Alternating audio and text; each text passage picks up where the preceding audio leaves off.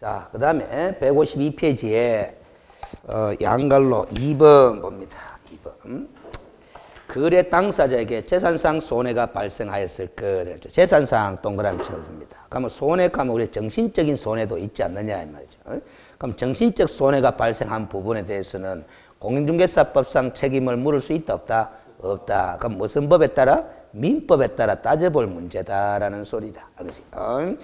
자, 그걸 고미리 적어놨잖아. 공인중개사법 제30조에서 말하는 손해는 재산상 손해에 국한되므로 정신적 손해 부분은 30조에 따른 손해배상 범위에 포함된다 안 된다? 안 된다. 30조에 따른 가는 게 공인중개사법에 따른 손해배상 범위에 포함되지 않는다라는 것이지 손해배상 책임이 없다는 소리가 아니야. 알겠습니까?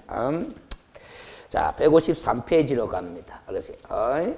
자, 그 뒷부분은 좀 더 깊이 있게 들어가는 부분에서 놔두고 양갈로 3번으로 갑니다. 개업 공인중개사의 고의과실 등에 관한 행위와 거래 당사자에게 발생한 재산상 손해 간에 무슨 관계가 있을 것? 인과관계 동그라미 치놓으면 됩니다. 그 인과관계에 관한 글자만 기억하면 되지 그 인과관계 의미까지 알 필요는 없어요. 근데 제가 헌화에 비아둘락 하다가 그래도 민법의 인과관계에 관한 의미를 조금 소개해 놓은 거니까 참고해서 읽어보면 돼. 한번 읽어볼까? 인과관계는 객관적인 기준으로 판단하는 것을 원칙으로 하되 행위자의 주관적인 사정도 참작하는 절충적 상당 인과관계설이 타당하다. 이런 거는 사법시험감이야. 알 필요는 없다 이 말이야.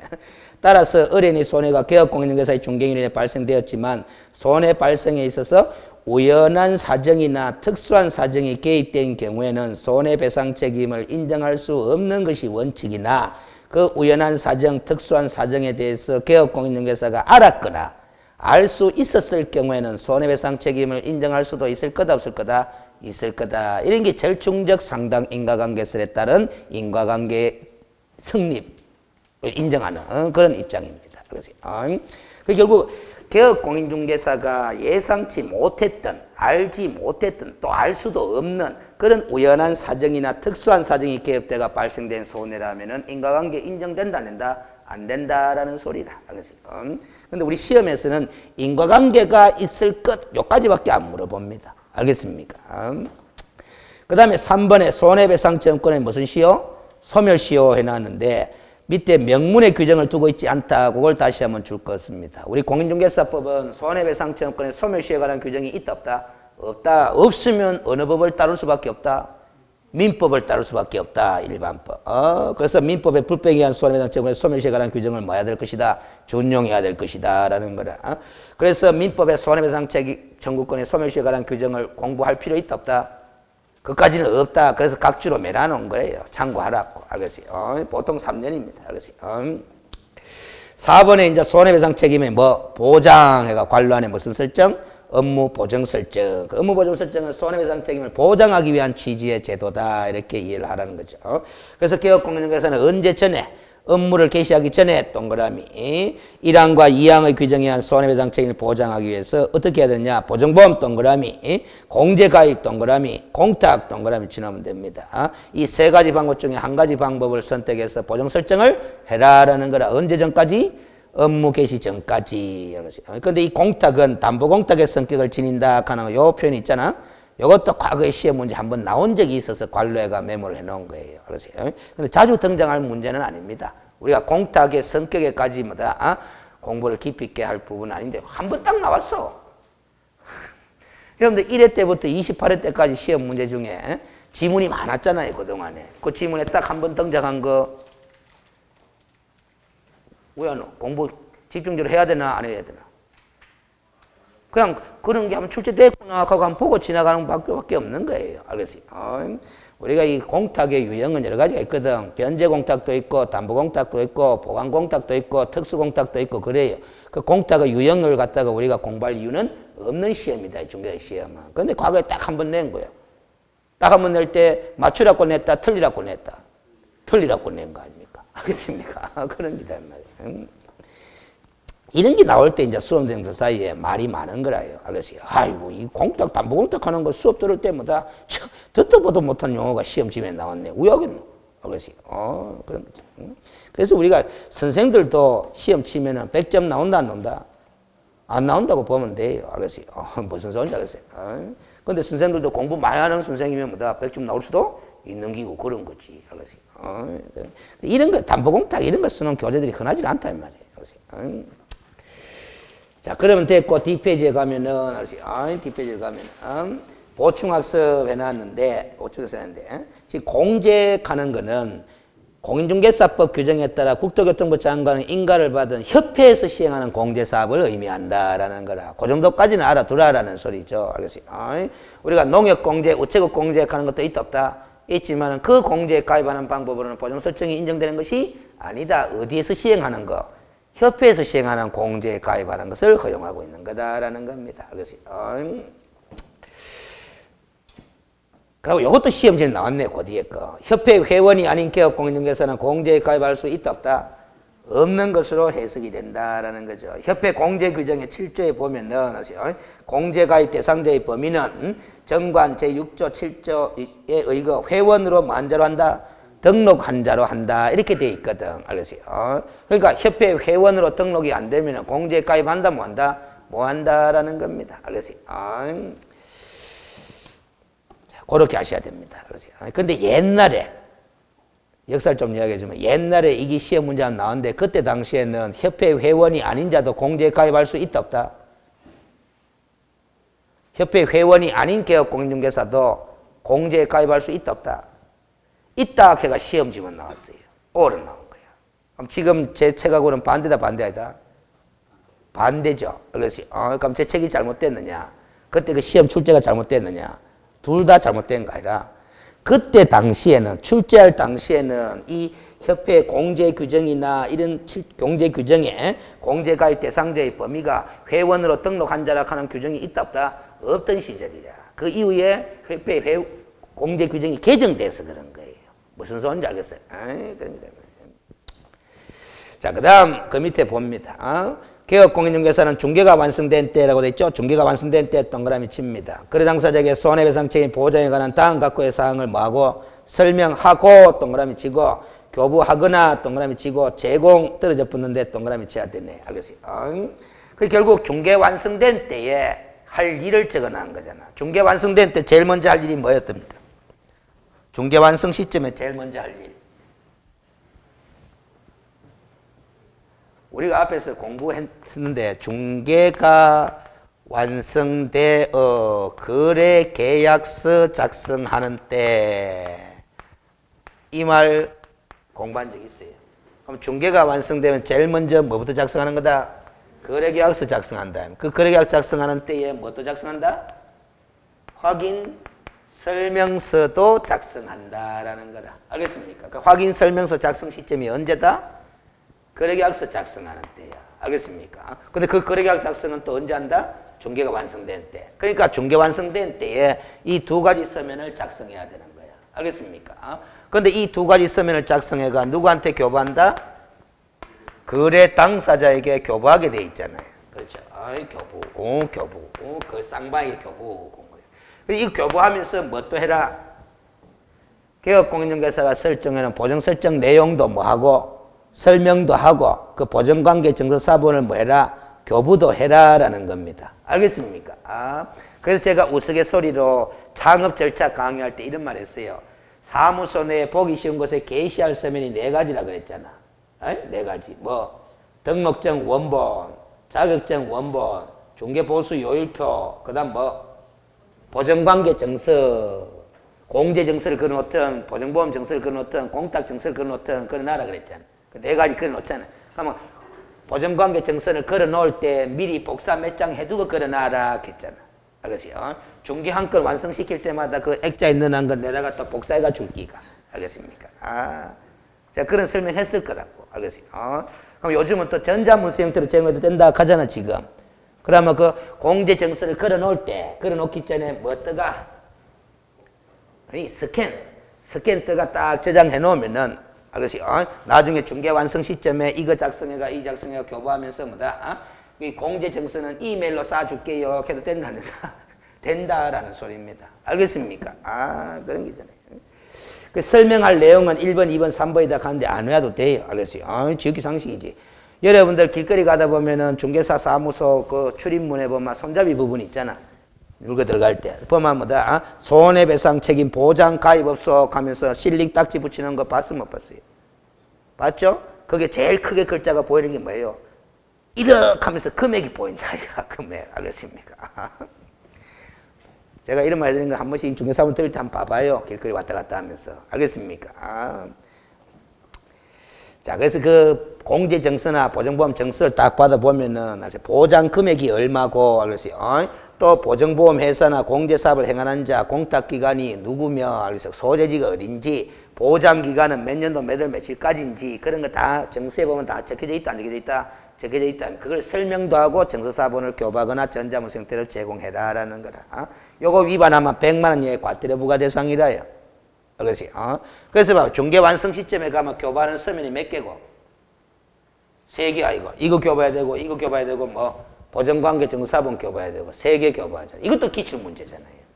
네모 박스 안에 여러 서면을 쭉 5개 정도를 적어 놓고, 개업공인중개사가 중개 완성된 때에 거래 당사자 쌍방에게 교부하는 서면을 모두 골라라. 3개 고른 게 다 빈이 되는 거 아닙니까? 알겠습니까? 자, 한편 공탁의 방법으로 보증 설정하는 사람도 있겠죠? 그런데 현실적으로 보면 한 명도 없습니다. 통계상으로. 알겠어요? 공탁금은 동그라미 치고 개업공인중개사가 폐업 또는 사망한 날로부터 몇 년 이내는 3년 이내는 회수한다 뭐한다? 회수할 수 없다라고 제한을 해놨어. 30조 4항에. 공탁금만큼은 회수한다 뭐한다? 뭐한다. 그러면 보증보험에 가입했기나 공제에 가입한 개업공인중개사는 사망 또는 뭐 폐업을 하면 회수하느냐? 알겠어요? 회수할 수? 회수할 수? 회수할 수? 있다라는 거지. 알겠어요? 여러분들 봐봐요. 내가 1년 가입한다 하잖아? 공제나 보증보험에 1년 가입하는데 오늘 1년 가입했어, 오늘. 근데 3개월 만에 뭐다? 폐업해버렸어. 사망해버렸어. 그러면 이제 9개월 남았나, 안 남았나? 남았잖아. 그 남은 기간만큼의 뭐다? 회수는 한다, 안 한다? 할 수 있다라는 소리입니다. 무슨 소리인지 알겠어요? 그런데 이제 공탁금은 보관을 하는 거기 때문에 회수를 해버리면은 손해배상금으로 지급할 수가 없어요. 볼까? 봐봐요. 이걸 또 이해를 하면은 기억하기 쉬워요. 개업공인중개사가 공탁의 방법으로 보증을 설정하고 중개 업무를 수행하고 있다, 안 하고 있다? 하고 있습니다. 이 중개 업무에 고의과실이 있을 수도 있다, 없다? 있습니다. 알겠지? 근데 아직 손해는 발생됐다, 안 됐다? 안 됐다. 발생할 수도 있어. 근데 안 됐다 칩시다. 근데 이 시점에 뭐 했었다? 폐업을 했거나 아니면 사망을 했었다라는 겁니다. 그러면 이제 폐업했고 사망했으니까 중개만 하니까 공탁금 찾아간다, 안 찾아간다? 찾아가려고 하는데 못 찾아간다라는 거라. 왜? 봐봐요. 폐업 사망한 이후에 손해가 발생할 수도 있다라는 거라. 손해 발생 시점이 무슨 이후? 폐업 또는 사망한 이후에 발생할 수도 있다라는 거라. 그런데 찾아가 버리면은 이 손해에 대해서 공탁금 지급할 돈이 있나 없나? 없잖아. 그래서 3년 동안 회수를 못하도록 제한을 해놓은 기다라는 겁니다. 그럼 만약에 공탁이 아니고 공제에 가입을 했다 쳐봐요. 보증보험에 가입했다 쳐봐요. 알겠습니까? 그러면 중개기를 하는 그 시점에는 보증보험이나 공제에 가입돼 있다, 안 돼 있다? 돼 있기 때문에 폐업 또는 사망한 이후에 발생된 손해에 대해서도 공제기관이 보증보험 회사가 지급한다, 한다라는 겁니다. 알겠습니까? 근데 공탁금은 1억을 그냥 묻어주는 거거든. 다 찾아가 버리면은 뭐다? 지급할 돈이 있다, 없다? 없다. 그래서 못 찾아가는 거야. 알겠습니까? 그러면 이런 취지로 회수를 제한해 놨으면 봐봐요. 취지. 폐업 사망한 날로부터라고 되어 있잖아, 법조문은. 그럼 이 시점에 등록 취소 처분 받았다 쳐봐. 법을 위반해가 개업공인중개사가 무슨 처분? 등록 취소 처분 받았다. 그럼 중개업한다, 뭐 한다? 뭐 한다? 그럼 공탁금 찾아간다, 못 찾아간다? 못 찾아간다라고 해석해야 되는 거야. 알겠지? 그러니까 이 규정을 둔 취지, 목적을 고려해 볼 때, 공탁금 회수 제한 규정을 둔 취지를 고려해 볼 때, 법조문은 뭐 또는 뭐, 폐업 또는 사망한 날로부터 3년간 회수를 못 한다라고 되어 있지만은, 무슨 처분받은 경우에도, 등록 취소 처분받은 경우에도 공탁금 찾아간다, 못 찾아간다? 못 찾아간다. 법조문에 안 적혀져 있는 경우도 뭐다? 우리가 알 수가 있는 거예요. 알겠습니까? 또 해석해 볼까? 우리가 보증 설정 방법 몇 가지예요? 3가지잖아. 3가지. 보증보험, 공제, 공탁이잖아. 그렇죠? 자, 그러면 봐봐요. 요때 공탁을 하고 뭐다? 공탁을 하고 중개업무를 수행하고 있어. 보증 변경 설정도 가능하다, 불가능하다? 가능하다라는 거. 3가지 방법 중에 한 가지만 하면 되니까. 그럼 요 시점에 변경 설정을 했어요. 뭐로? 공제로. 알겠습니까? 공탁에서 뭐로 바꿨다? 공제로 바꿨어. 알겠어요? 그래서 중개업을 계속했어. 그렇지? 그래도 공탁금 찾아간다, 못 찾아간다? 못 찾아가는 거야. 손해가 발생된 원인된 행위가, 중개행위가 뭐 시점이 있었다. 공탁하고 중개업무 수행한 거잖아. 그 공탁금 찾아가 버리면은 뭐 손해배상금으로 공탁금 지급할 수 있다, 없다? 없다라는 겁니다. 알겠습니까? 그럼 봐봐요. 이 보전금이라는 것은 손해 발생 당시에 보전기관이 지급하는 거가 손해를 발생시킨 원인행위, 중개행위 당시에 보전기관이 지급하는 거가 중개행위 당시에 보전기관이 지급하는 거예요. 알겠습니까? 그러니까 변경 설정했다 하더라도 공탁금은 찾아간다, 못 찾아간다? 못 찾아간다. 이런 해석이 나오는 거예요. 네? 봐봐. 강의할 때 폐업 또는 사망만 강의할까? 등록 취소와 변경의 경우도 강의할까? 그게 우리가 알겠어요. 아까도 봐봐요. 공탁의 성격이 담보공탁의 성격을 지닌다 하는 거 딱 한 번 나왔다 그랬잖아. 그러면 이거는 자주 출제되겠지만 폐업 또는 사망한 날부터 3년 동안 해소제 한다가 자주 출제될 수 있겠지만 등록 취소 처분받은 경우에도 변경 설정한 경우에도 공탁금은 3년간 회수 못한다 하는 거 자주 출제할까? 자주 출제 안 할까? 자주 출제할 부분은 아닌 거예요. 근데 이런 게 안 나온다는 보장이 없다라는 거예요. 알겠어요? 그러면 이거 강의를 안 해버리도 전국의 학생들이 강의 안 해버려요. 안 해버려도 이게 자주 나오니까 넘어가는 거지. 근데 이게 탁 튀나왔다. 원래 이게 튀나왔다. 튀나왔다. 그럼 여러분들 덕보는 거죠. 무슨 소리지? 근데 이런 것까지 제가 강의를 하려고 자꾸 욕심을 부리는 이유가 무슨 득점 때문에? 고득점 때문에. 결국은 우리가 이 전략적으로 딱 접근해 봤을 때 이거 뭐 고득점을 안 해버리면 합격할 가능성이 높더라, 낮더라? 낮더라라는 거야. 무슨 소리야, 이거? 그것 때문에 이걸 자꾸 강의하게 되는 거라요. 아까 특별 분양권 가는 그 판례도 다른 출판사 교재 안 봐봐. 수록을 안 해놓은 교재들이 제법 많아요. 알겠습니까? 수록 안 해놨으니까 공부했겠나, 안 했겠나? 아닌데 시험 들어갔는데 안 나올 수도 있단, 안 나올 수도 있단 말이야. 근데 그게 탁 나와버리봐. 나와보면은 그 판례를 수록 안 해놓은 교재 갖고 공부한 사람, 이게 뭔 소리고 처음 보는 게 되는 거야. 그러면 자꾸 고득점으로부터 멀어지는 거예요. 근데 우리가 뭐가 나올지 예상이 안 되는 상황이잖아. 3년 후에는 찾아갈 수 있네. 3년 지나면 찾아가는 거지. 왜 해필이면 3년 동안 해수일지 안 해놨느냐? 왜 법을 만들 때 3일하고 해놨느냐? 손해배상 청구권의 소멸시효가 민법에 몇 년이니까? 3년이니까. 그걸 감안해서 3년 동안 해수를 제한해 놓은 거예요. 알겠습니까? 자, 그래서 그 밑에 국토교통부 전자민원이라고 딱 나와있죠. 공탁금을 회수하는 제한 취지가 중개인에 대한 손해배상을 보장하고자 한다는 점에 있다는 것을 고려할 때 등록 취소 처분을 받은 경우라든가 보정을 다른 보정으로 변경하는 경우도 회수를 뭐 해야 된다? 제한해야 할 것으로 해석된다는 게. 그 법조문은 폐업 또는 사망 이렇게만 적어놨지만 국토교통부가 고리 답변을 한 거잖아. 알겠어요? 자, 그러면 됐고, 알겠어요? 밑에 보정보험 또는 공제의 성격에 관한 판례라고 돼 있는데, 알겠어요? 1번과 2번 판례만 5번 과정에서 봅니다. 오른쪽 판례들은 다음 과정에서 또 봐야 돼. 알겠어요? 오른쪽에 거는 다른 교재 나오도 안 합니다. 1, 2번은 다른 교재 좀 나와요. 자, 1번 보면은 인허가 보정보험 계약은 하는데 세 번째 줄에 보면 줄 거예요. 타인을 위한 손해보험 계약하는 거. 이 표현을 좀 깨달아야 돼. 타인을 위한 손해보험 계약. 그럼 우리가 개업공인중개사가 보정 설정 방법으로 공제에 가입하든지 아니면 보정보험에 가입할 수 있잖아요. 그럼 보정보험 계약이나 공제 계약은 다 보험 계약이야. 보험 계약인데 그 성격이 누구를 위한 손해보험 계약이다? 타인을. 그 거래 당사자예요. 타인을 위한 손해보험 계약이다 이 말이지. 그러면 봐봐. 이거 생각하면 쉬워요. 여러분들 상해보험 가입하잖아? 상해보험 가입했는 가입자가 지 스스로 손가락 잘라버려요. 지 스스로 손가락 잘라버리면 고의로 손가락 잘랐다는 거잖아. 그럼 보험금 주나 안 주나? 안 주잖아. 그 말은 왜 안 주는 줄 압니까? 상법에 조문이 있어요. 상법 659조에 보면은 보험자의 면책 규정이 나온단 말이에요. 보험회사의 면책 규정. 보험 가입자, 피보험자죠. 피보험자가 고의 또는 중과실로 보험사고를 발생한 때는 보험자는 뭐다? 보험금을 지급한다, 안 한다? 안 한다라는 거예요. 알겠습니까? 그 규정이 있기 때문에 상해보험 가입했는데 지수로 손가락 잘라보면 안 주는 거야. 그런데 이 공제 계약이나 보정보험 계약은 누구를 위한 계약이다? 타인을 위한 계약이야. 거래 당사자, 의뢰인을 위한 계약이야. 그래서 가입자는 누굽니까? 개업공인중개사잖아. 개업공인중개사가 고의로 중개 사고를 발생시킨 경우에도 공제금 지급한다는다? 한다라는 거예요. 무슨 소리인지 알겠어요? 누구를 위한 손해보험 계약이라서? 타인을 위한 손해보험 계약이라서. 결국 그 말은 상법 659조의 보험자의 면책 규정을 이 공제계약이나 보증보험 계약에는 적용한다는다? 안 한다라는 논리가 돼. 그게 2번 판례야. 2번에 가볼까요?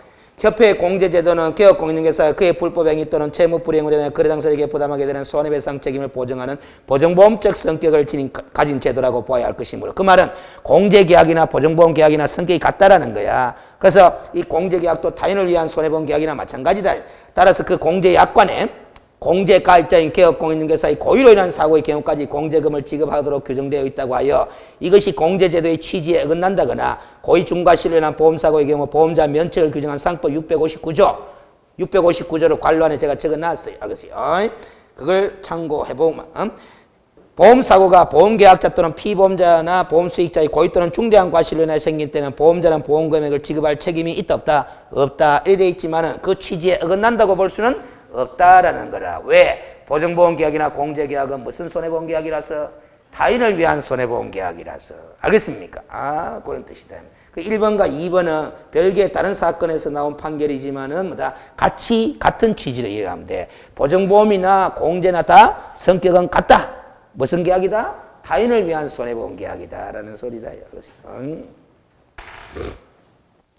그 다음 155페이지 그 3, 4, 5번 판례는 다음 과정 때 좀 설명하기로 하고 그래서 뒷페이지 넘어갑니다.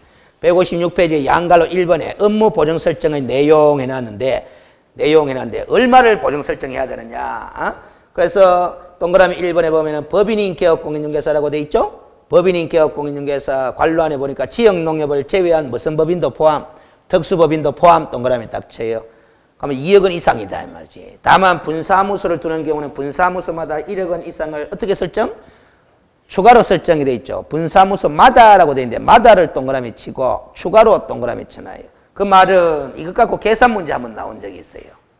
마다 추가로 하는 단어의 뜻을 제대로 알고 있는지 계산 문제가 나온 적이 있어. 자, 서울특별시 강남구에 주된 사무소를 둔 법인인 개업공인중개사가 그 주된 사무소에 얼마 보증 설정돼 있어요? 2억 이상 돼 있지? 돼 있는데 전국에 분사무소를 4개 설치 운영하고 있어. 4개. 그럼 얼마? 6억 이상 보증 설정돼야 한다는 거야. 그럼 추가로 하는 말의 뜻은 주된 사무소에 정액 설정하라는 거예요. 분사무소에 별도로 뭐다? 보증 설정하라 소리가 아니고. 알겠어요? 분사무소에 별도로 1억 이상을 설정할 소리가 아니고 뭐다? 한 개 설치할 때마다 주된 사무소에 이미 2억 이상 보증 설정된 게다가 뭐해라? 보태라라는 소리야. 보태라라는 소리야. 알겠습니까? 이 상당히 의미가 있습니다. 보태는지 별도로 설정하는지. 봐봐요. 분사무소에 별도로 만약에 1억 이상 보증 설정한다고 가정해봐. 별도로. 추가로가 아니고. 알겠어요? 그러면 분사무소에다가 중개 의뢰를 했어. 근데 분사무소에서 뭐다? 중개 서비스를 제공하다가 중개 사고가 발생했어. 그러면 의뢰인이 손해를 2억 입었어. 그럼 보증 설정은 얼마만 돼 있노? 1억만 돼 있잖아. 그럼 보장받는 금액은 얼마까지만? 1억까지밖에 보장을 못 받잖아. 알겠어요? 실제 입은 손해는 얼마인데? 2억인데. 근데 만약에 이게 주된 사무소에 정액 설정하잖아.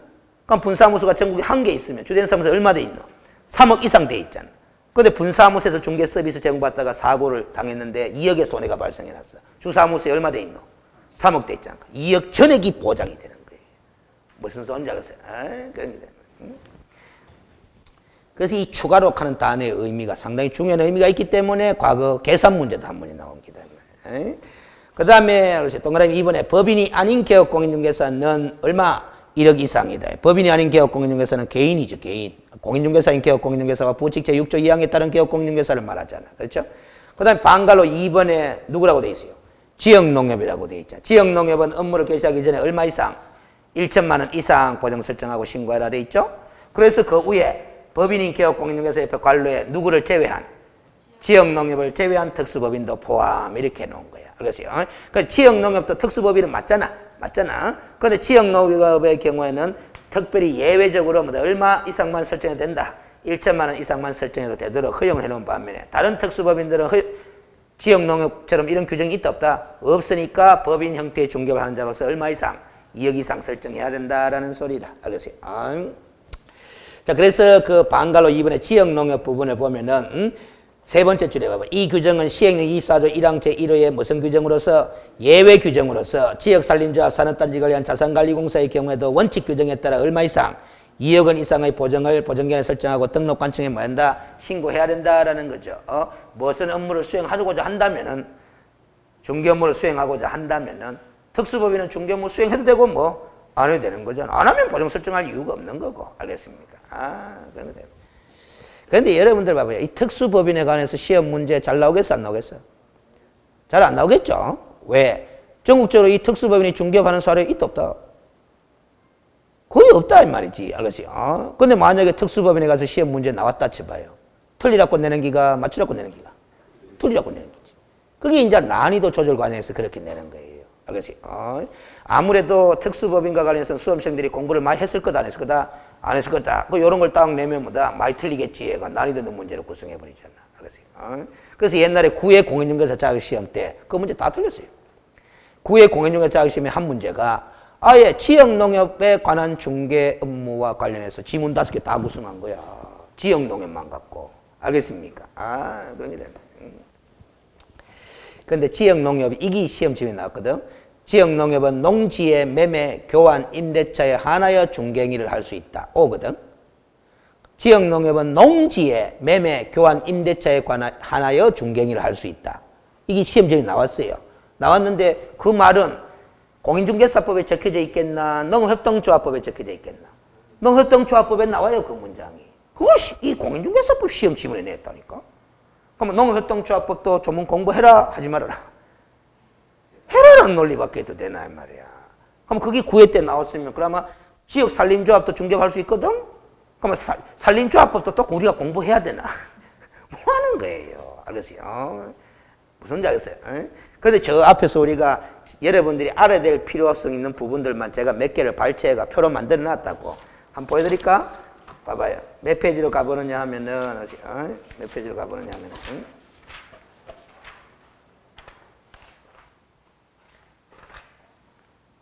28페이지 가봐요. 27페이지부터 28페이지까지 표를 만들어 놨네. 27페이지 밑에 표가 있죠? 뒷페이지까지 걸쳐서 있잖아. 그게 지금 다 중개법인하고 무슨 법인을 비교해 놓은 표다? 특수법인을 비교해 놓은 표잖아. 그래서 비고란에 보면은 여러분들이 뭐 농협동조합법, 산림조합법 싹 다 볼 필요까지는 없지만은 요 정도는 한번 읽어두자 하는 의미에서 다 발췌해갖고 초안에 적어 놓은 거잖아. 무슨 소리인지 알겠죠? 자, 뒤로 갑니다. 156페이지에 가서 양갈로 2번에 업무 보정 설정 신고 해놨는데 등록을 한때는 업무를 시작하기 전에 그거 줄 거예요. 등록을 한때는 그거부터 줄 거예요. 등록을 한때는 언제 전에? 업무를 시작하기 전에. 그러면 업무 보정 설정 신고는 등록하기 전에 합니까? 등록한 이후에 합니까? 에이, 등록을 한때는 업무를 시작하기 전에 가잖아. 그럼 등록부터 하고 난 다음에 뭘 하는 거다? 보정 설정 신고를 하는데 언제 전까지 한다? 업무 시작하기 전까지라는 거야. 국어잖아요. 국어. 등록을 하고자 할 때는 이리 안 돼 있잖아. 등록을 한 때는 이제 있잖아. 그래서 우리가 창업 절차 다시 공부해야 되겠다. 잘 봐봐요. 중개사무소 개설 등록 절차, 창업 절차죠. 창업 절차 간단하게 할게요. 자, 봐봐요. 중개업을 영위하고자 하는 사람은 아시죠? 중개사무소 개설 등록을 신청하잖아. 어디다가? 등록관청에다가. 그렇죠? 등록관청에 등록 신청할 때는 등록 기준이라는 걸 갖춰야 한다, 안 갖춰야 한다? 갖춰야 된다. 그 등록 기준은 공인중개사로 등록 신청할 때 갖춰야 될 기준, 법인으로서 등록 신청할 때 갖춰야 될 기준, 이런 걸 따로 점검했다. 그 등록 신청 시에 제출해야 되는 서류도 공부를 했잖아. 이 등록 기준을 갖추었음을 증명하는 서류. 그리고 등록 신청 시에는 당의 지방자치단체 조례 정하는 바에 따라 수수료를 납부해야 되는 경우잖아. 그러면 등록관청은 신청받은 날로부터 며칠 이내? 7일 이내에 등록 기준에 적합하다면은 종별에 따라 구분해서 등록 처분을 행하고 그 등록 처분을 행한 사실은 신청인에게 서면으로 통지한다 하겠어요. 그럼 이때부터 등록이 된 거다, 안 된 거다? 된 거다라는 거죠. 이전까지는 아직까지 무등록 상태다라는 거잖아. 그럼 등록됐으면은 중개 업무를 시작한다, 한다? 업무를 시작하면 될 것 같지만은 못하도록 막아놨다 그랬잖아, 법이. 지금 봐봐요. 조문이 뭐로 돼 있노? 등록을 한 때는 업무 시작하기 전에 뭐부터 해라? 보정 설정해가지고 증빙서류 갖춰서 신고를 해라라는 겁니다. 그러면 등록관청은 보정 설정 신고 받았겠지? 그럼 보정 설정했느냐 안 했느냐 여부를 확인한 다음에 뭘 준다? 등록증을 교부해 준다라는 거잖아. 그럼 교부받은 등록증은 사무소 내 보기 쉬운 곳에 게시하라 이렇게 돼 있잖아. 그렇죠? 그리고 업무를 시작하면 되는데 또 업무 시작하기 전에 해야 될 일이 한 가지 있다 없다? 있다. 중경에 사용할 인장을 뭐 해라? 등록해라 라는 거잖아. 그렇죠? 근데 이 인장 등록은 이때 전까지 하면 되지만은 뭐 할 때 같이 해도 좋다.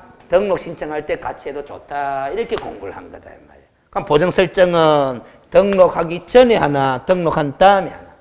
등록한다. 그 등록을 한 때는 업무를 시작하기 전에 보정 설정하고 신고해라 이 소리잖아. 알겠습니까? 아, 봐봐요. 이게 복습이죠. 복습이죠. 보통의 경우는 지금 이 시간에 이 복습을 한다 안 한다? 안 하거든. 3월 달에 다시 되돌아갔을 때마다 한번 할 거 아닙니까? 좀 더 선명해지겠나 안 선명해지겠나? 선명해지는 거예요. 그래서 이 중개사 자격 시험 공부는 반복이에요. 알겠습니까? 아, 한 번 들을 때는 뭐다. 들을 때는 다 하고 어떻게 나중에 되면 기억이 안 나기 때문에 써먹지를 못해. 반복해야 됩니다. 그 최소한 몇 번은 반복하고 시험장에 들어가야 된다? 최소 3번은 반복하고 뭐다 시험장에 들어가야 되는 거야. 그 1, 2월, 3, 4월, 5, 6월 아닙니까? 1, 2월, 3, 4월, 5, 6월 아닙니까? 그게 최소야. 알겠지? 빠른 사람은 11월 달부터 하잖아. 알겠지? 그런데 7월 달부터 문제풀이로 바뀌잖아. 문제 풀면서 또 한 번 반복한다 하는 의미도 있지만. 그래서 보통은 3번 반복 갖고는 학교가 힘들어요. 몇 번? 5번. 이 책을 몇 번을 정독을 하면은 된다. 5번. 알겠어요? 무슨 소리인지 알겠어요? 자, 그 다음. 다만, 이거 봐요. 보정을 한 보정보험회사, 공제사업자, 공탁기관의 보정사실 등록관지 직접 통보한 경우는 신고를 말 수도 있다? 생략할 수도 있다. 그래서 제가 관로안에 신고를 한 거야. 직접 통보한 경우는 신고를 말 수도 있다? 생략할 수도 있다라는 거죠. 그래서 지금 협회에서 운영하는 공제에 가입하게 되면 협회가 통보를 해줘요. 그런데 보정보험에 가입하거나 법원에 공탁을 하게 되면 통보해 준다는다. 안 해주니까 본인이 직접 신고할 수밖에 없는 거야. 알겠습니까? 이런 건 시험에 안 나옵니다. 그 다음 양갈로 3번에 업무보정의 변경, 재설정 신고해놨다. 보정을 설정한 기업 공인중개사는 그 보정을 다른 보정으로 변경하고자 하는 경우는 자, 줄 거야 되죠? 이미 설정한 보정 효력이 있는 기간 중에 고 줄 것입니다. 다른 보정을 설정하고 증빙서 갖춰 등록관청에 뭐 한다? 신고해야 된다. 또 반갈로 2번 봐봐. 보정보험이나 공제에 가입한 공탁은 없어요. 공탁은 가입 기간이 없기 때문에. 그럼 보정보험이나 공제는 보통 1년 단위로 가입을 하거든. 그러면 보정보험 공제에 가입한 기업 공인중개사로서 보정기간 1년의 기간이 만료로 인하여 다시 보정을 설정하고자 하는 자는 또 줄 거 놨죠? 당해 보정기간 만료까지 고 줄 거야 됩니다. 다시 보정을 설정하고 증빙서를 갖춰 등록관청에 신고한다. 이걸 재설정 그렇게 이야기를 한다 이 말이야. 그러면은 자 봐봐요.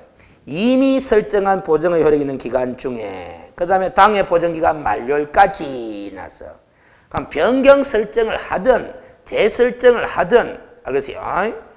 업무를 수행하는 기간 중에는 한시라도 보정 설정의 효력이 단절됐으면 된다 안 된다? 안 된다라는 취지가 깔려 있는 거라. 알겠습니까? 그러면 봐봐요. 보정 설정이라는 것은 무슨 요건이다? 업무 개시 요건이 되는 거야. 업무 개시 요건. 업무를 수행하는 기간 중에는 한시라도 보정 설정의 효력이 단절됐으면 된다 안 된다? 안 된다라는 거예요. 알겠습니까? 그러면 봐봐요. 휴업기간 있죠? 휴업기간. 업무정지기간 있죠? 휴업기간, 업무정지기간 있잖아. 거기에는 일을 해야 안 해요? 안 하잖아. 그럼 그 기간 중에는 보정 설정이 안 돼 있어도 된다 안 된다? 된다라는 소리야. 그러면 휴업기간이 끝나든지 아니면 휴업기간이 끝나기 전에도 업무를 재개하잖아? 재개하기 전까지 다시 보정 설정되면 된다 안 된다? 된다라는 소리다요. 알겠습니까? 무슨 소리인지 알지? 자, 그럼 비교해볼까? 이런 게 분석하는데 재미있게. 보정 설정은 등록 기준입니까? 아닙니까? 아니잖아. 등록 기준 아니라? 알겠습니까? 업무 개시 요건이지. 그렇죠? 자, 그러면 봐봐요. 휴업 기간 중에 휴업기간 중에 보정 설정이 안 돼 있어. 안 돼 있다 하는 거는 휴업기간 중에 보정 설정의 유효기간이 만료일이 도래한 거야. 원래 만료일이 도래하면 당해 보정기간 만료일까지 다시 설정해야 되잖아. 그런데 휴업기간 중이라서 다시 설정할 필요 있다 없다? 없다라는 소리입니다. 알겠습니까? 아? 그럼 휴업기간 중에 보정 설정 안 돼 있어도 돼? 에? 일을 안 하니까. 근데 휴업기간 중에는 등록 기준으로 우리가 사무소 확보할 거 하는 거 있었나 없었나? 있었죠? 휴업기간 중에 월세 나간다고 사무소 없애면 뭐 해야 되노? 등록 기준 미달이 되잖아요. 그럼 등록이 취소될 수도 있어. 그러면 비교해보면 봐봐요. 이런 게 시험지문으로 응용으로 어려운 문제라는 거야. 휴업기간 중에는 보정 설정은 안 돼 있어도 되지만 사무소는 유지하고 있어야 된다, 없어야 된다? 있어야 된다라는 이런 게 이제 어려운 지문이에요. 무슨 소리인지 아세요? 자, 그래서 읽어볼까요? 휴업기간 중에는 보정을 갱신하지 않을 수 있으며 지금 보충학습법입니다. 다시 업무를 시작하기 이전에만 보정을 갱신하면 될 것이다. 만약 보정의 만료일이 공휴일인 경우에는 보정계약을 미리 체결하여 보정기간이 연속되도록 하여야 한다. 뿐만 아니라 개업공인중개사가 공제기간 만료로부터 5일 후에 공제에 가입하였으나 공제기간에서 공제기간을 소급하여 공제계약을 체결한 사례의 경우에 보정기간에서 보정기간을 소급해 주었다고 하더라도 업무보정 미설정에 대한 행정처분의 효력이 상실되지는 않는다라는 거야. 우리가 보정 설정이 안 된 상태에서 업무를 수행하다가 적발이 되잖아? 보정 설정 안 된 상태에서 업무를 수행하다가 적발이 되잖아? 상대적 등록 취소 사유예요. 등록을 취소할 수도 있는 사유로 되어 있다 이 말이야. 그런데 보정의 유효기간이 만료됐어. 만료됐는데 5일 뒤에 가입을 했어요. 그럼 5일 동안은 보정 설정돼 있나 안 돼 있나? 안 돼 있어. 근데 뒤늦게 공제 가입을 했는데 공제기관 측에서 협회에서 5일 전으로 소급해가지고 공제 계약을 체결해 주더라 안 해주더라? 해주더라. 근데 이제 서류상으로 그렇다 치더라도 실질적으로는 5일 동안은 보정 설정돼 있었나 안 돼 있었나? 안 돼 있었다. 이게 등록관 측에서 드러나 붙는 거야. 그러면 등록 취소 내릴 수도 있다 없다? 있다라는 겁니다. 알겠습니까?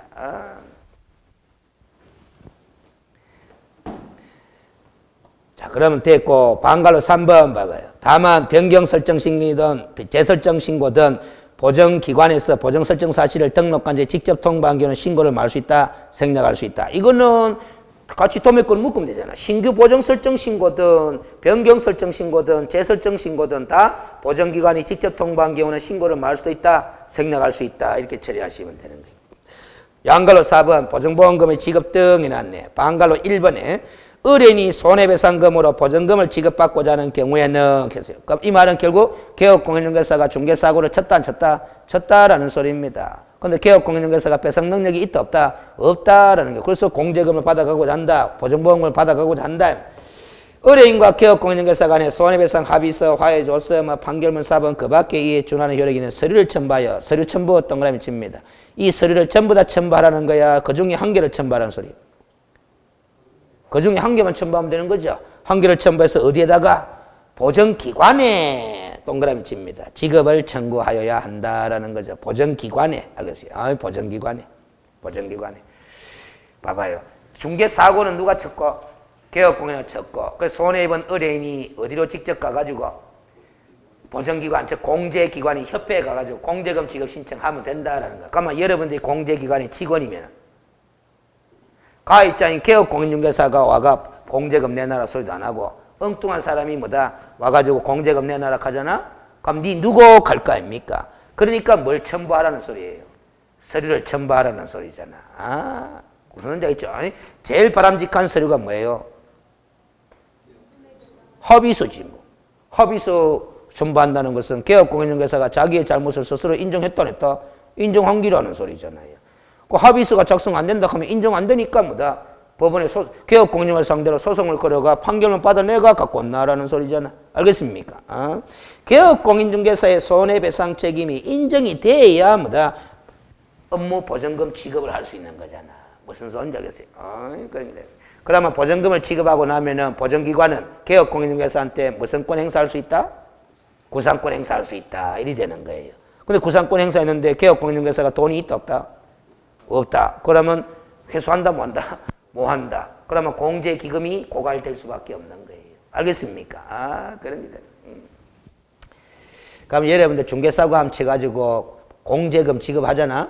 공제금 지급하면은 공제계약의 효력이 상실돼 버려요. 그럼 중개업무를 계속 하고자 한다면 또 왜 해야 되노? 다시 가입해야 되는 거야. 무슨 소리인지 알죠? 다시 가입해야 되는 거야. 다시 가입할 때 할증 붙는다, 문다? 붙는다라는 소리입니다. 응?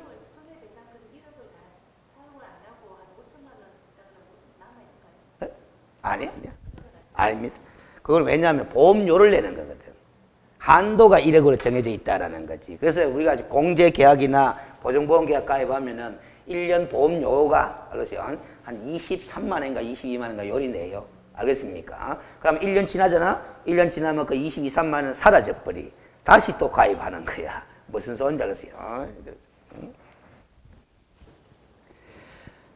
자, 그 다음 됐고, 양갈로 4번에 또 됐고, 저 밑에, 보충학서, 요거 아까 이야기했는 기네. 개업공인중개사는 법에 따라 보정을 변경할 수도 있으므로 손해 발생 원인인 중개인이 당시의 보정기간과 보정금 지급 청구 당시의 보정기간이 다를 수도 있을 거다. 이때 손해를 입은 의뢰인이 배상을 청구할 수 있는 보정기관은 어느 보정기관이다? 손해 발생 원인인 중개인이 당시의 보정기관이다라는 거라. 손해를 발생시킨 원인된 중개행위가 행해질 당시의 보정기관이 보정금 지급기관이다 이 말이야. 알겠습니까? 그래서 우리가 아까 공탁의 방법으로 보정 설정했을 때는 폐업 또는 사망하거나 등록 취소받기나 보정 변경 설정했다 하더라도 3년간은 찾아간다 못 찾아간다? 못 찾아간다. 그러나 공제나 보정보험에 가입한 개업공인중개사로서는 뭐다? 회수를 해갈 돈도 없을 뿐더러 원칙적으로는 그 업무 수행할 당시에는 공제 가입돼 있었다 안 돼 있었다? 돼 있었고 보정보험 가입돼 있었으니까 그 보정보험 회사에서 공제기관에서 지급한다 한다? 한다 이 소리가 됩니다. 자, 방갈로 2번에 보정보험금 공제금 또는 공탁금으로 손해배상을 했으면은 며칠 이내에? 15일 이내에 뭐라? 다시 가입해라. 다시 가입 동그라미 칩니다. 그리고 공탁금 중 부족하게 된 금액을 뭐해라? 보전하여야 한다라는 거야. 알겠어요? 보전. 알겠어요? 자, 이거 제가 시험에 한 번도 나온 적이 없습니다. 써놓은 교재도 없고 설명하는 선생님도 없습니다. 봐봐요. 보정보험에 가입하거나 공제에 가입하면은 공제금 지급한다. 보정보험금 지급하면은 효력이 소멸한다 그랬죠? 소멸한다 그랬죠? 그래서 한다 그랬잖아? 그 말이 어디서 나오느냐? 그 밑에 각주 45번 봐봐요. 제일 밑에 각주 45번 봐봐. 협회 공제 규정에 보면 계약의 소멸해놨는데 해당 공제 정서에 한 손해배상금으로 공제 가입금 전액이 지급된 때는 공제 계약의 효력은 뭐 된다? 자동 소멸된다 해놨다 이 말이지. 알겠습니까? 그래서 우리가 지급하게 되면 효력이 소멸된다 이렇게 이야기를 한 거야. 자, 그러면 이제 다 돼버리는데 기출문제가 풀려야 된다 안 풀린다? 풀려야 된다 이 말이지. 알겠어요? 1번 봅시다. 틀린 것을 찾아라 그랬네. 개업공인중개사는 업무를 개시하기 전에 손해배상 책임을 보장하기 위해서 어떻게 해라? 보정 설정해라 라는 거잖아. 보정보험 또는 공제에 가입하거나 뭘 해라? 공탁을 해라. 맞죠? 그렇지. 2번 개업공인중개사가 손해배상 책임의 보장을 위하여 가입한 뭐는 보험은 했는데 보정보험은 개되고 공제계약은 개됩니다. 이른바 뭐 타인을 위한 손해보험 계약의 성질을 지닌다 해놨잖아. 거기 이제 판례 입장을 시험 지문에 물은 거잖아. 그렇죠? 3번 개업공인중개사가 자기의 중개사무소를 타인의 중개인 장소로 제공하여 거래 당사자에게 재산상 손해를 입힌 경우 개업공인중개사에게 책임이 있다 없다? 있다. 30조 몇 항에 따른 책임이 있다. 2항 무과실 책임지는 거잖아. 그렇죠? 4번 개업공인중개사의 손해배상 책임은 가입한 보정보험의 보장 금액을 한도로 한다 해놨는데 그거를 잘 봐야 됩니다. 개업공인중개사의 무슨 책임은? 손해배상 책임 동그라미 쳐. 손해배상 책임은 가입한 보정보험의 보장 금액을 한도로 한다 해놨어. 자, 그러면 잘 봐요. 제가 개업공인중개사인데 1억에 가입돼 있어. 1억. 그러면 보정보험의 한도는 얼마고? 1억이잖아. 그런데 제가 중개사고를 쳐가지고 의뢰인이 입은 손해액이 3억이 발생했어. 그럼 손해배상 책임은 얼마 줘야 되노? 3억 줘야 되잖아.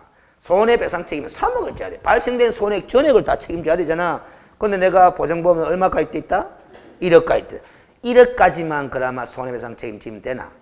아니잖아. 그러니까 O다 X다 X이 되는 거잖아요. 그거를 잘 봐야 돼. 그렇지.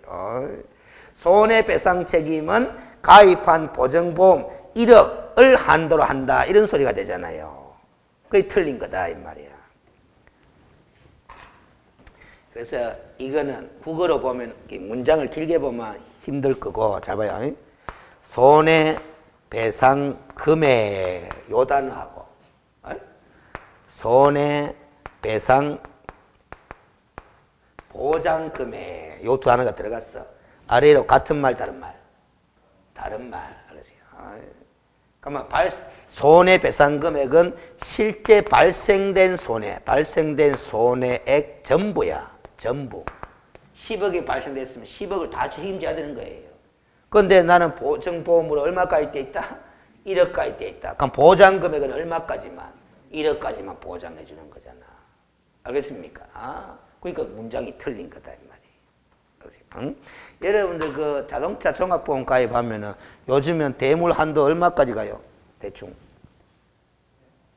대물 배상 한도가. 옛날에는 보통 가입하면 5천만 원 한도로 하다가 요즘에는 외제차가 하도 많이 굴러다니가지고 뭐 1억 정도 하잖아. 저는 물론 2억으로 돼 있지만, 알겠지? 그럼 대물 그 한도가 1억이냐, 2억이냐, 3억이냐에 따라가 보험료 올라가겠죠, 당연히. 그렇죠? 그러면 2억으로 한도 돼 있어. 예를 들어서. 근데 벤츠 3억짜리 다 부숴놨어요. 무슨 말 있어? 그럼 보험회사에서 얼마까지만? 2억까지만 지급하잖아. 나머지 1억 초과된 거는 뭐예요? 지 돈으로 해야 되는 거야. 지 돈으로 다 책임져야 되는 거예요. 무슨 소리인지 알겠지? 그런 거다. 그게 보통 요즘 하도 외제차들이 많이 굴러다니기 때문에 대물 배상 한도를 높인다, 낮춘다? 높이는 거지. 알겠지? 무슨 소리인지 알겠지? 특히 여자분들 높이는 게 좋아. 집안 안 망하려고 하면. 알겠지? 무슨 소리인지 벤츠 S 클래스 같은 거는 뭐다? 클래스 같은 거는 뭐다? 저마가 보면 아마 수백만 원, 수천만 나간다 아닙니까? 알겠어요? 자, 그 다음 5번 봐봐. 의뢰인이 개업공인중개사에게 소정의 보수를 지급하지 않은 무상중개? 무상중개의 경우에도 확인설명 의무 있나 없나? 있고 그 확인설명 의무 위반에 따른 손해배상 의무도 있나 없나? 있어. 공짜로 중개해준다고 손해배상 책임이 면책되는 것은 아니다라는 판례 앞에서 들어봤죠? 알겠어요? 이 문제는 판례가 2번과 5번의 판례 두 개를 소개해놨잖아. 근데 봐봐요. 2번 판례를 시험지문에 물었잖아. 이거 물어놓고는 이걸 안 물었어요. 이거. 아까 우리가 판례에서 2번 판례를 봤는데, 알았어요. 상법 659조 보험자의 면책 규정 하는 거 있잖아. 그 취지에 어긋난다고 볼 수 없다 하는 판례 봤잖아. 그거하고 이 이른바 타인을 위한 손해보험 계약하고 아주 관련 있는 판례거든. 알겠어요? 근데 이른바 타인을 위한 손해보험 계약에 해당한다. 그럼 요 판례는 지문 한 줄로 두 줄로 줄이기 딱 좋아가지고 뭐다 내놓고는 정작 그 보험자의 면책 규정이라는 그 판례는 뭐다 소개를 안 하고 있잖아. 알겠어요? 근데 타인을 위한 손해보험 계약이다 하는 이걸 깨달아 보면 보험자의 면책 규정이 적용되지 않는다 하는 그것도 안다고 보고 빼먹은 거예요. 알겠어요? 이 계약의 성격을 따지는 게 그래서 중요한 거예요. 자, 그러면 이제 손해배상 책임과 그 보장 제도에 관해서 공부가 끝났어요. 알겠어요? 끝났다. 아웃라인 다 지어졌는데 다시 보인다 안 보인다? 우리 공인중개사법상 개업공인중개사가 손해배상 책임을 지는 경우는 몇 가지? 3가지. 과실 책임을 지는 경우가 있고 무과실 책임을 지는 경우 2가지가 있더라. 왜 2가지냐? 무슨 규정에 따라 책임지는 것도 무과실, 간주 규정에 따라 책임을 지는 것도 무과실 책임이다라는 거죠. 사무소 재용에 따른 손해배상 책임도 무과실 책임이지만 요 기본 틀 속에서 계속 나오는 거라. 알겠습니까? 그 1항과 2항에 따른 손해배상 책임이 성립될 때 그 손해배상 책임을 보장하기 위해서 개업공인중개사는 뭐를 설정하게 돼 있다? 업무 보증을 설정하게 돼 있다. 언제 전까지? 업무 시작하기 전까지. 무슨 방법으로? 3가지 방법 중에 1가지로. 얼마를? 법인인 개업공인중개사는 2억 원 이상을, 법인이 아닌 개업공인중개사는 1억 원 이상을, 다만 법인인 개업공인중개사라도 지역농협이라는 이 특수법인만큼은 얼마 이상으로? 1천만 원 이상으로 이래 있다. 근데 공탁의 방법으로 보정 설정한 경우는 폐업 또는 사망한 날로부터 3년 이내에 회수를 한다 뭐 한다? 뭐 한다. 이런 기다. 이런 식으로 자꾸 풀어나가는 거예요. 알겠어요? 정리하는 거다. 응? 근데 저는 시험 출제위원들 분들도 알겠어요. 좀 자꾸 이 공부를 좀 더 많이 해야 한다고 보는 이유 중에 한 가지가 또 여기서 드러나는데 지금 통계상으로 전국에 10만 명이나 되는 개업공인중개사분들이 다 보정 설정되어 있을 거 아닙니까? 그렇죠? 그 보정 설정 방법 세 가지 중에서 공탁의 방법으로 보정 설정하고 있는 개업공인중개사 제로입니다. 한 명도 없습니다. 통계가. 전부 다 뭐다? 공제에 대부분 가입하고 있고 일부가 뭐다? 보정보험이 좀 싸기 때문에 좀 1, 2만인가 2만인가 싸. 보험료가. 그래서 보정보험에 가입하고 있는 개업공인중개사 두 밖에 없거든.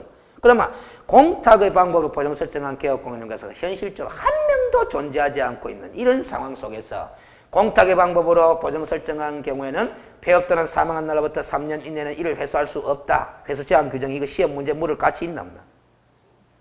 없어. 그런데 아주 시험에 자주 나옵니다. 회수 제한하는 그거.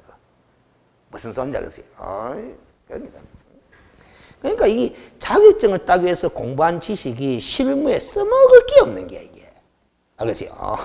하등에 써먹을 게 없다 이 말이야. 여러분들 전속중개계약서 작성 의무, 3년간 보존 의무 이런 거 공부 많이 했잖아?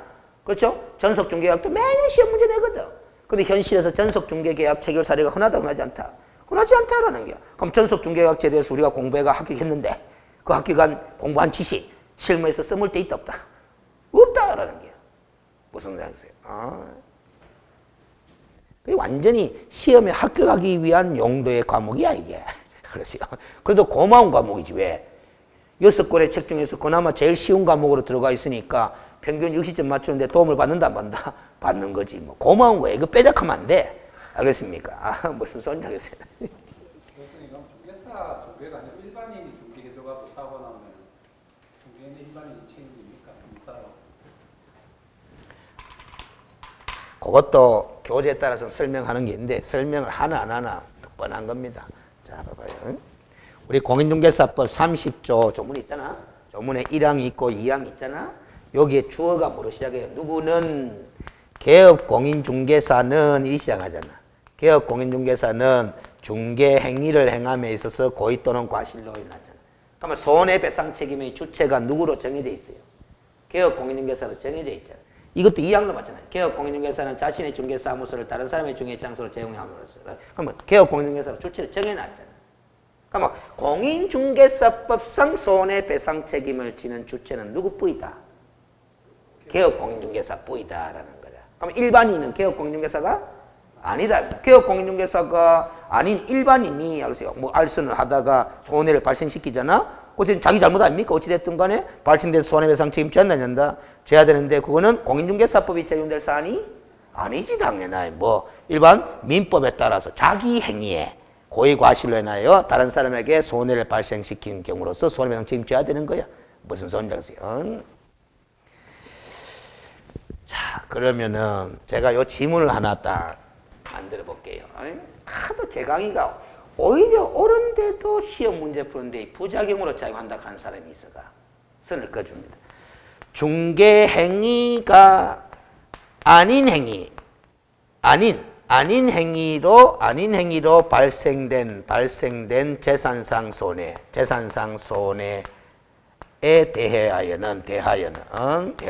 대하여는 배상 책임이 없다. OX. 중개의가 아닌 행위로 발생된 재산상 손해에 대하여는 배상 책임이 없다. O입니까? X입니까? 네? 자, X. OX는 또 뭐고? 중개법상으로는 X고 인사로는 O고. 맞습니다. 제일 정답입니다. 그런데 자, 지금 뭐라고 했어요? X 했어요? 자, 민법상 책임이 있으니까 X 했다. 그것도 맞습니다. 알겠어요? 자, 그런데 알겠어요? 이게 시험지에 나왔다 칩시다. 나오면 100% O입니다. 100% O 처리하셔야 돼. 왜 그러냐? 아니. 여기 1번 지문이잖아. 문제가 있을 거 아닙니까?